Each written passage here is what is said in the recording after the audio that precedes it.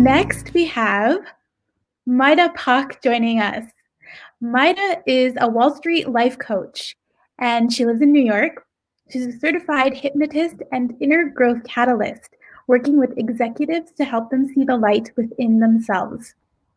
After more than 15 years in the financial industry, working in Paris, London, and New York City, Mayda left investment banking and Wall Street to become an international life and career coach. Mayda's specialty is helping high achievers be kinder to themselves and teach Wall Street and executive powerhouses how to have a holistic approach to success, money, and life, and how to have more self-love, greater balance, and a full experience of life through all of the chakras. She holds a Master of Coach certification from the International Coaching Institute and is also certified as a health coach, having studied wellness coaching at the Institute of Integrative Nutrition. Mayda is also a certified hypnotist and holds certifications in neuro-linguistic programming and advanced emotional freedom technique. Today, Mayda will share with us how even busy professionals can begin to integrate lower chakras with the practice of the highest chakras. She teaches that the first chakra is the collective, and the seventh chakra is oneness. And Mayda will teach us how to meet at the heart, which is so beautiful. She has chosen to focus on corporate America because this is where most of societal conditioning has historically happened. By helping mid to upper level executives change their autopilot to do into a conscious want to do, she is helping the collective move towards the 5D by changing corporate America one person at a time. Welcome, Mayda Poc. We are so happy to have you with us today. I am personally obsessed with your energy and your mission, so we are really looking forward to your talk. Well, thank you. And what a beautiful transition. We just had Lee saying how we all need to do our part, and I'm very happy to be here, and I'm very happy to share with you today my mission, my story, my mission, and some of the stories of the successes and the transformation that I have seen in my clients. Thank you very much for the introduction. Again, my name is Mayda Poc, and I am a life and career coach. And the people that I coach are your usual corporate dwellers, corporate people who are looking to find something that is missing in their lives. And my mission is to change the world one person at a time, and it starts with corporate America. My vision of 5D is the lifting of the veil of conditioning, but also rediscovering and helping every single person, whenever it's possible, rediscover their genius, rediscover what makes them unique as a soul here incarnated on Earth, what they have come here to heal and to transcend. And certainly I will tell you a bit more about my story, and there is a lot of that in my story as well. Now, why corporate America? Corporates are part of the system that most of the time unconsciously, sometimes consciously, but most of the time unconsciously, has been perpetuating this condition that we are here to survive, that it's about the survival of the fittest, and that there is no way around this kind of wheel and this rat race. The reality is that this is just exactly that. This is our opportunity, and today, and with everything happening as well, it is our opportunity to see through that game and to decide that, you know what, it's about time to go away from this way of thinking. So for me, going into 5D and going into the heart is bringing the spirituality and making the corporates and the 3D world part of the co-creation process. We need corporates, we need Wall Street. These are the places where a lot of creation happens, sometimes miscreation. This is our job today as one person, by one person, to change this way of thinking. Some time ago, I had this idea, it's not mine, but it came to me, to name part of what I do spirituality on Wall Street. And if I had to define my mission, it is to bring spirituality to Wall Street. So let me start by introducing myself first, and give you a bit of an idea of where I'm coming from. And then from there, showing you 3 examples of transformation that made people who were part unknowingly, and wanting to be part of this rat race become more conscious and, as you said, raising their vibration. So let me start by my hero's journey. I was born in France, and then left with my parents as a small child to Syria. My parents are Lebanese and Armenian. And I grew up in Syria and got educated in France, where I hold several master degrees. After which I started working in finance, first in Paris, then in London, then in New York. My path is by far not unique, and this, by my story, will show you as well how much of what I have learned from my hero's journey and my story is actually what I am here to heal in my clients, who in turn are going also to heal that in their families or around them with their teams. When I got into finance in Paris, I was on the trading floor. I am someone who was born very shy. I am highly introverted. And the most interesting part is that I am one of those that you can qualify as hypersensitive people. So here I am in a highly dominated male world.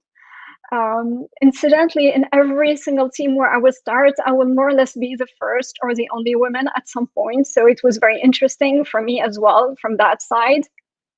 But going into this highly male world, coming from a family where it was absolutely not the philosophy of my family. In my family, women work if they want to work. Women are here to elevate, to get educated. And going into these places was a bit of a cultural shock for me, especially not so much in my team. I was extremely lucky. I had a very nice and caring team, but it was mostly in working with some other people who were extremely close-minded and some of them extremely greedy. This greed and this kind of push to produce is, as you have guessed, is dominated by the first chakra. These are places where everything is about the fear and everything is about pushing you and producing more. So for me, it was also seeing how much fear there was there, but also how much this fear was becoming very contagious to me. A lot of the people around has this fear of not being enough.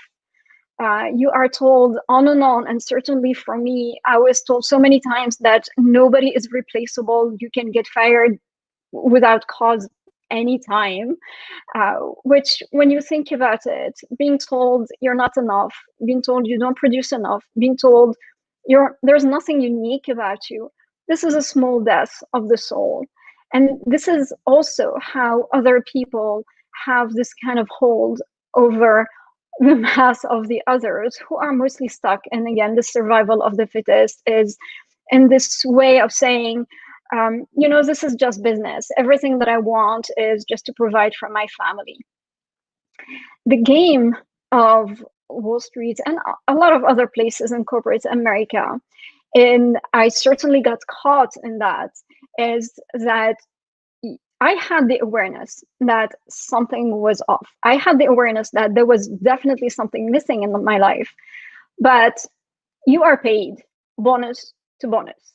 So what happens is that you almost don't have the choice when you have been working almost 24/7. This is the mentality. You have to work 24/7. It's not, it would be nice. Otherwise, you are detaching again from this collective.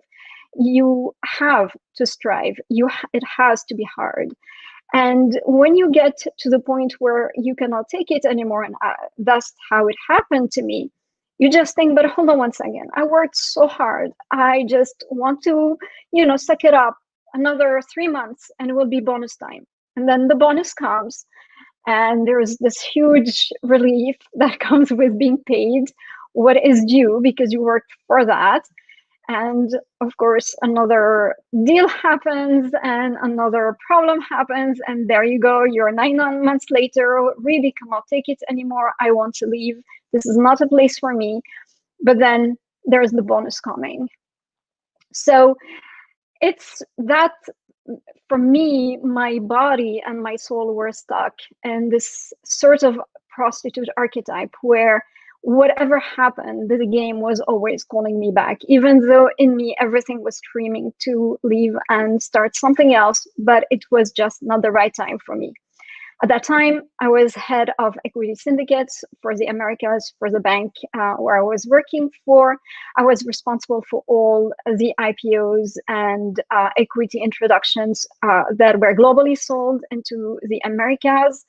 I was having fun seeing all these big corporates selling and raising money and hiring people. I was having a lot of fun working with all my colleagues all across the world. For me, it was the best thing about it. It was I would wake up at 4 a.m. because I was working with my colleagues in Hong Kong and going and checking out at 9 p.m. when they were coming to the office and just passing the buck to them. That was the fun part. The most difficult part was I was in constant stress. I was perpetually on holidays, on weekends. It didn't matter. I was perpetually on the clock. I was out all the time in this kind of mental and physical burnout. You know the expression, you give it your blood, sweat, and tears. It was my whole body was in the office. Nothing else mattered. Holidays, being with my family in France, being with my husband, or being with my cat, nothing really mattered outside the work. And it was always about the work. And it was whatever was going to happen, work came first. And the way I was justifying this is that this is my survival. If I don't have a job, and because I have been told several times, what would I do otherwise? I don't know. So I just continued going day in, day out as if nothing was happening.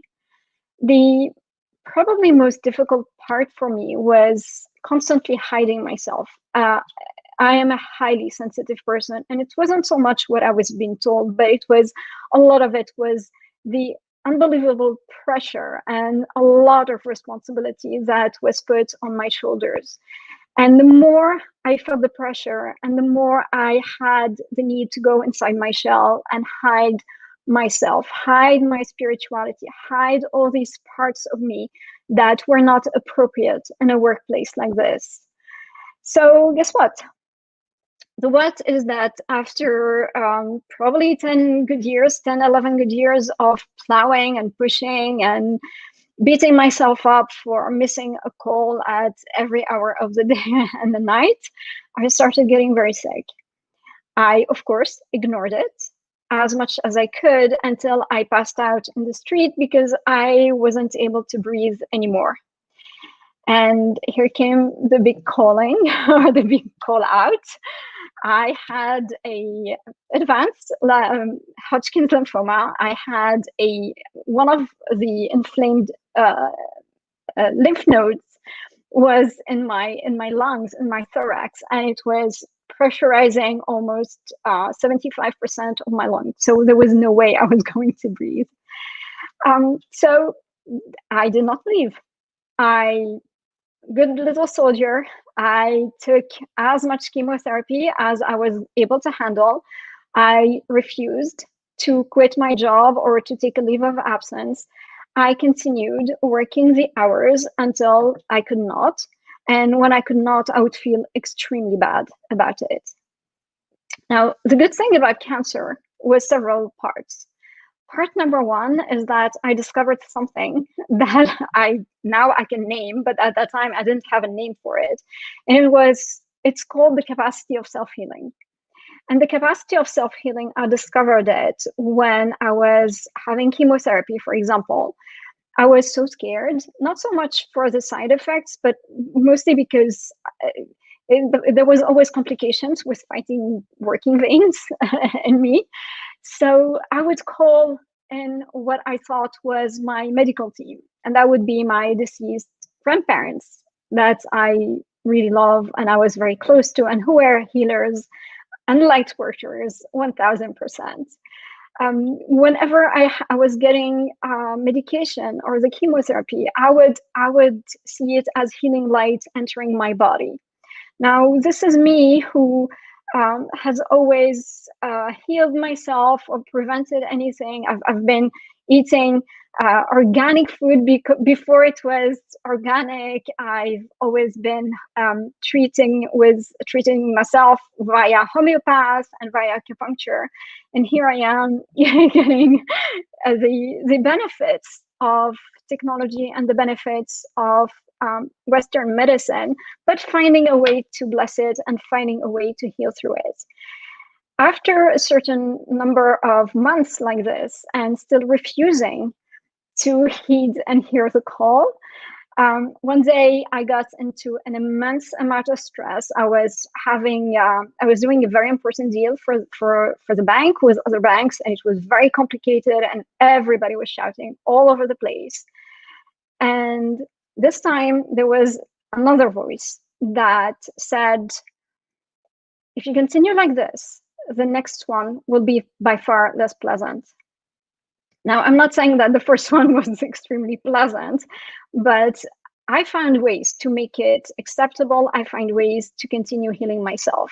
I knew that this one was not a second chance. This one was the end of a lot of things for me. And I knew inside of myself that it wasn't time for me. So the next day, I quit.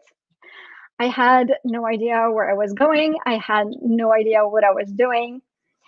I just knew that I had to start walking a new path and accepting not being in charge, accepting the unknown. And this is how I discovered coaching. I discovered hypnosis. I enrolled in energy school and a mystery school, and I learned about the chakras, about the archetypes, and about other modalities. So my mission today is, the way I see it at least, is to start awakening people who were like me years ago and bringing the spiritual world into the material world and bonding them together through the heart, through actions that feel good, through actions that make people joyful. It's not about everybody going to quit their jobs and start something great. It would be good if we were in this society, but we're not there yet. We are trying, each of us, to change the system from within and from outside as well. And the people that I speak the language of, that I understand the feelings of, that I understand the doubts and obstacles that they face, are people who can change themselves first, find that light inside of them, and then be some sort of conduit, the same way I am a conduit to the change around them. So I'm really a bridge between these two worlds and reconnecting people with their sacred self, finding their own genius, and reigniting their sense of mission. The second part of my mission has been as well to work around the energy of money and encourage a healthy relationship with money. I throughout the work that I have done with my clients, the subject of money and the fear of money happens a lot. And one of the many programs that I offer as well to my clients is how to have a healthy relationship with money. But also it goes with taking away this magic and this power that we have given to money. We're always so attached to money. Everything is about the money. And yet money does not have a free will. We have the free will. Money is a sacred energy, and money is just here as a resource to help us achieve what we came here to do. And it could be a lot of different things. And it could be something around our archetypes or something around our mission. So before I go and give you examples of people I worked with, I would like just to give you some hints about the Wall Street archetype, and in particular, giving you just a different perspective. We often see Wall Street people as being extremely greedy, extremely violent, bullies, and not caring about the rest of the world. There are a lot of people who are like this, but most people are not. Most people have, or live more exactly, in the shadow of the high achiever archetype. And certainly this is an archetype that I know very well. So a lot of the things that I went through or that I lived, there have been through as well. And we'll see it as well with the three examples of clients that I will give you just after that. So what are the high achievers? There are women and men who have been pushed early on in their lives to just do. They become straight A students or very good at sports.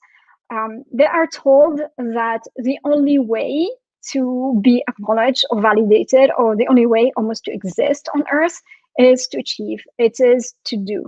So they become extremely workaholic. They become competitive. Nothing is ever enough, and nothing in reality feel good enough, because they are all plagued with the fear of failing, with the fear of disappointing, whether it's parents, family expectations. Many of them have what you hear a lot today on social media and elsewhere, this imposter syndrome. So they feel that they question everything that they're doing. And because there's this culture of overachieving, because there is this culture of having what I call the superhero mask, for a lot of them, they end up taking bad decisions just to hide the fact that they are human beings, that them too cannot, live under all this pressure all the time, and that they are weak as well. But this is something that is not appropriate to show in these places. So what is appropriate to show in these places, and what happens to be what defines them at the end of the day, is their list of achievements, their list of belongings. It's a status, it's a bonus, it's a zip code, and they never ever end up being themselves, what they should be.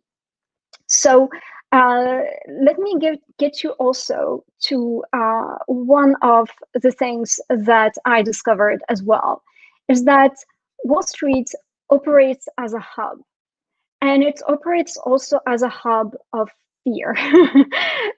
Rarely going back into its first mission, which is to help companies raise money, to help people have a decent living and what have you.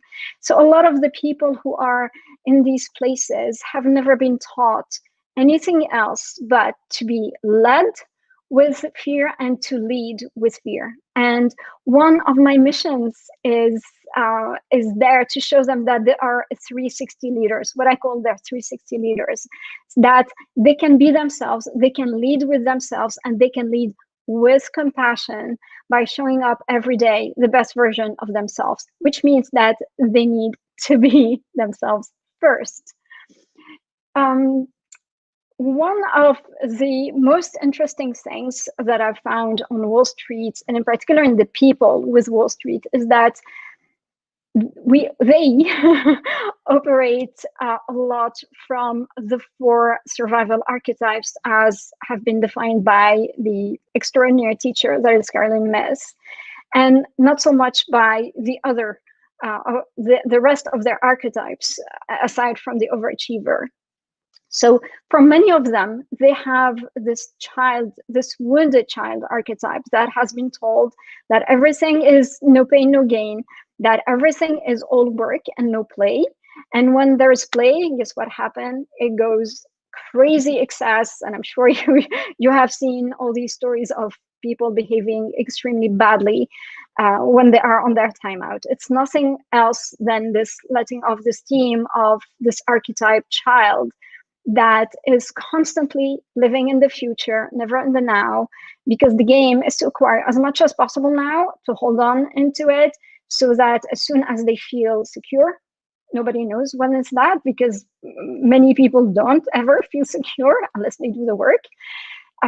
They think that as soon as everything is fine, they will be able to go and live their life and retire. I heard when I started working there, one of my colleagues' hope was he wanted to work everything he could. He was, I think, 27, 28 at that time, because his ultimate aim in life was to retire at 35. That was very impressive for me, because for me, I don't want to retire. I want to work, not necessarily there, but I want to continue my work. So it's very interesting, this kind of mentality. The other big survival archetypes there is the victim archetype. And this manifests into seeing the others as being the enemy. So this drives many of the people there to be overly competitive, to be overly paranoid.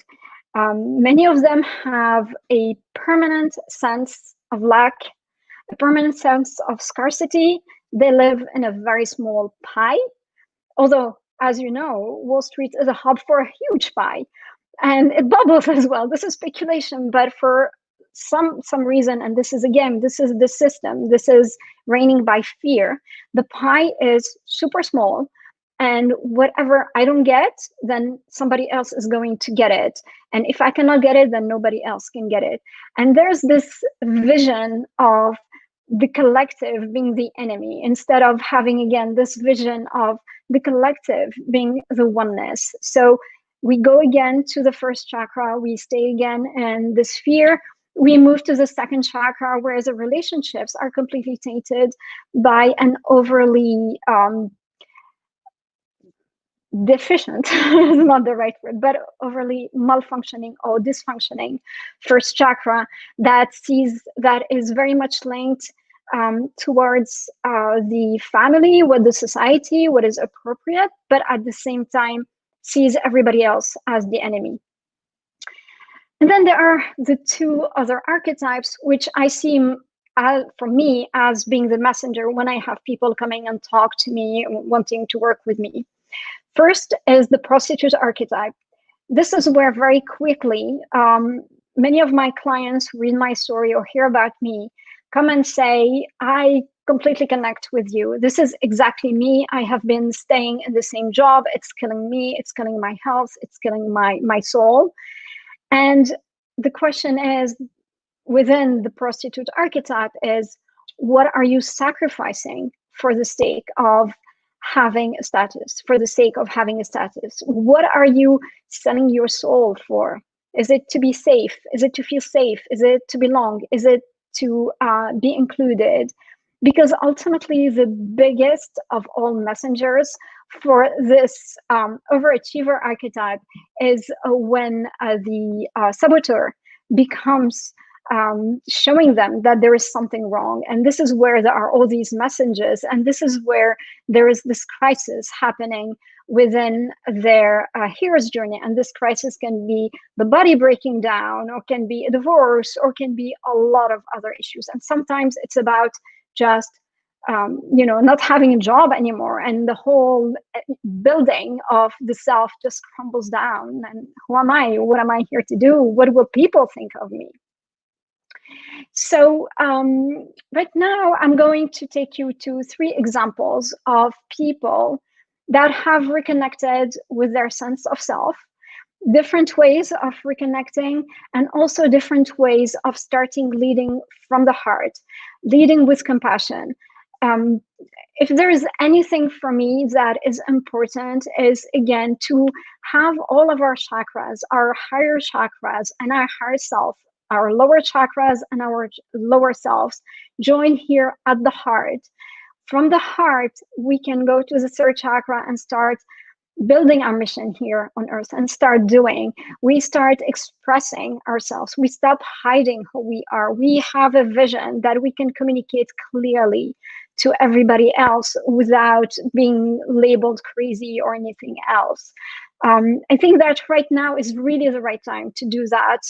There is a lot of opening for higher consciousness. There are a lot of initiatives that have been happening. If you have been watching the news, financial news, there's a lot of activism happening right now at the core of the companies to show them that that's not the way to go. So 3 examples, 2 male and 1 female. Sometimes it's easier with females because they tend to be a bit more in tune with their bodies and what's going on. Not me, because I waited a long time, but for most, they know that there is something that is going on and they don't know how to deal with it. And this is when comes a time they take action. Men are still in this very highly hidden shadow of the overachiever, where all is fine, my body doesn't exist, as long as my mind is here, I'm doing. And I certainly, my first example, I call him the case of the reluctant visionary. That's a man who was very well known on Wall Street within his job. He's in his late 40s, and he is high status, highly connected, very perfect family, all was going well. He has been told, though, that he's a bit of, he needs some bedside manners and he needs some primping a bit his managerial skills. So he was told to do some coaching. So we started working together, reconnect him with his mission, with his vision, with his life's purpose. And the more we started going there, and the more he was asking for books on spirituality, on how to do things differently, and what have you. And then 2 months within the coaching, boom, he got laid off. And that was the signal. That was the signal for him to confront what he was hiding. What he was hiding is his need to be the main provider. What he was hiding is his need to be seen as the alpha dog, to be the person who can stuff everything emotionally, physically. It didn't matter how much it was costing him. What mattered is that everything was appropriate, that his family was provided for, that his parents, who pushed him from college to banking to MBA to banking again, were proud of him. And yet his deepest wants were to connect with his family, but also to have a broader connection. And he did have a lot of interviews because, again, he was somebody who was very sought after, but to no avail. No job, nothing was happening the way he wanted. So we took some time to go a bit deeper and had him ask himself, what does your soul want? What does this sacred part of you want? And the answer was, I want to give myself permission to enjoy life and to explore. And guess what happened? He let go.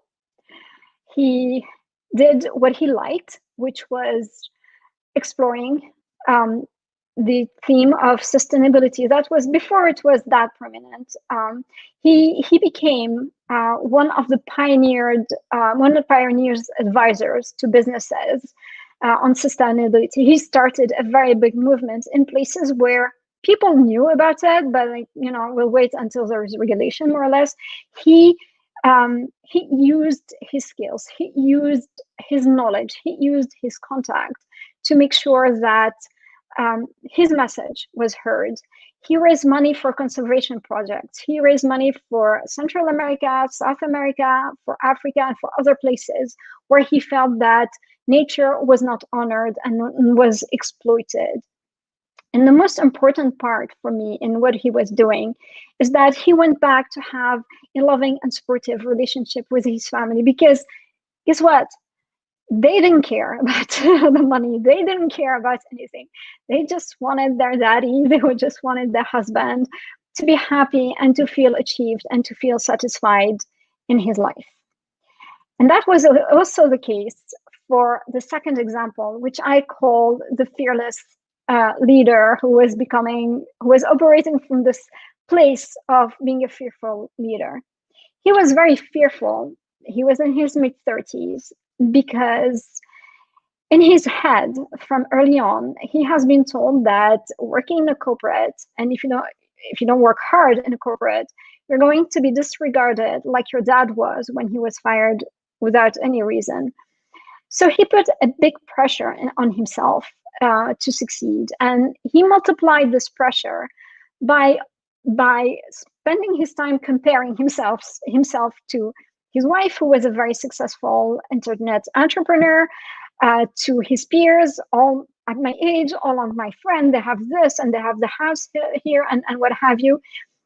It was very difficult for him to get away from this life script, from comparing himself to this, and from taking a distance where he could see the impact that he was having on the people he was working with.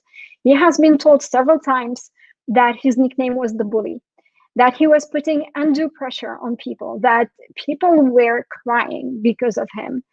But despite all this, and because this is something that he went through when he started, he never really saw the problem. For him, it was this normal, I suck it up, everybody should. And then when he was forced into confronting maybe what could be his biggest fear, or you change or you're fired, then we started working together. And for this person who was very highly, how can I say that, highly achieving, for this person who was constantly looking to do and to be more than, then all of a sudden he decided, you know what, she wants me to do hypnosis, I'm going to do hypnosis with her. She wants me to explore my emotions, although I know only one emotion, is rage. Okay, I'm going to do that. And part of his homework was precisely that. I didn't tell him that he would be working on his chakras, but I gave him some sort of map where for each chakra, he would have a question and explore a fear and a feeling that is or no emotion attached to that. And this is what he did. And the best part of that is that he discovered what he wanted throughout his life. It was to influence others from the heart. This is someone who now does gratitude list twice a day. The transformation had him pivoting from someone who was permanently living in complete unconscious programming of, if survival of the fittest, it's me or you, that he shifted completely. He started pivoting into conscious investing. This is a person who is an investment manager. He started organizing retreats to clients and to his teams. He discovered himself, and he now accepts himself. Number one, not the product of his family history. Number two, not the product of what he thinks other people want for him. And number three, that he has the power to change what doesn't work for him, in particular himself, and influencing others from the heart and showing himself the kindest human on earth. And the last of my archetypes of clients is a female in her mid-30s, has a quite senior job in a prestigious investment bank with a twist. She is of immigrant descent. Her parents didn't get any high school education. She is the first one in her family to go to college and to have an MBA. And being woman and being not part of that circle certainly put her up to hit all sorts of glass ceilings. She was never invited to a lot of the meetings where the senior people who were her peers were, having the old as usuals. She was never included in a lot of the outings because most of the outings were taking place in places where she wouldn't go, such as golf clubs or bars or what have you. And the saddest part of all of that is that When she came to see me, she came because she wanted to be promoted. But as we started working together, we discovered a highly unhealthy behaviors that she was having. She was heavily in debt and she was earning very good money. She was having weight issues. She was having personal relationship issues. She was having difficulties with her kids. The whole world has been not serving her because she was not serving herself. And this time we worked again on her chakras.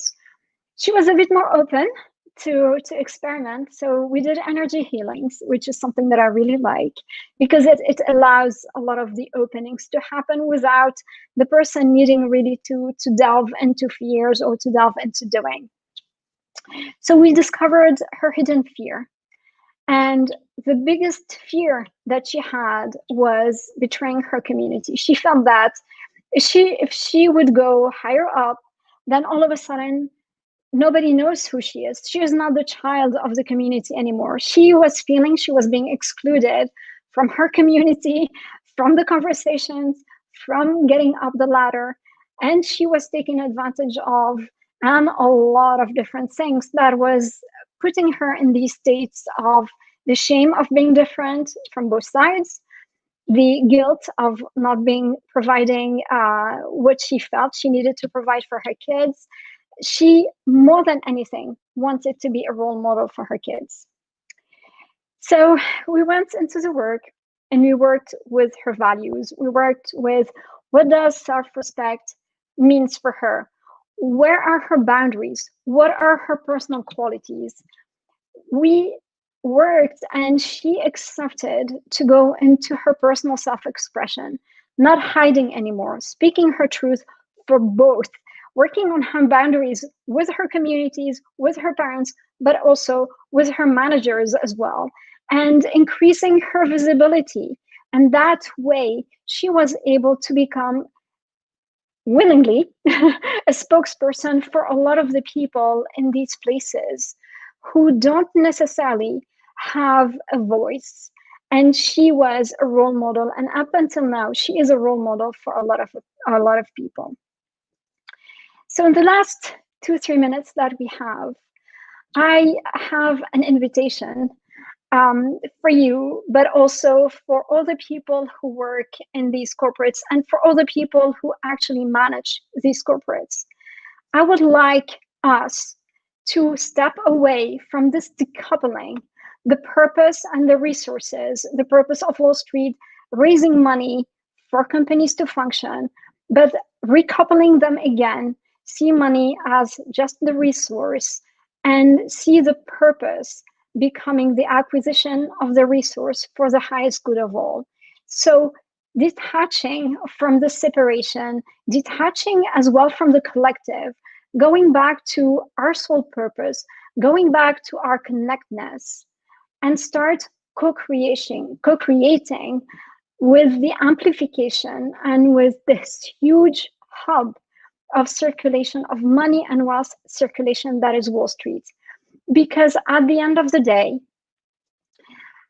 everybody is linked to Wall Street. We all have our money in Wall Street. We all have our pensions that are invested on Wall Street. But our voice counts. And we have something that is beautiful. It's called a purchasing power. So from today on, if each of us, we took or we committed to be better spender, better conscious investors, to use our purchasing power for the highest good, this is probably how we will be able to take ourselves from the shadows, from the lower chakras, from the shadows of the lower chakras, and raise the vibrations for each of us. So that's my invitation. All right. Yay, Mayda. That was wonderful. You know, you should consider, and maybe you already are, but you should consider writing a book like Awakening Wall Street, because I think it's really interesting. It's fun to hear those stories. And I know that you're going to continue to awaken more and more. And I already put in a manifestation request for you so that you're going to be able to talk to the top people in all the banks and all, as many banks as possible. So I see you as being a huge part of our transformation moving forward. Your words are ambrosia for me. So thank you very much. It's my life purpose for the moment, and I'm doing my part like everybody else. And I want to thank you again for this opportunity to bring my work, to bring another perspective as well into the light. All right. Thank you so much. It was such Thank you.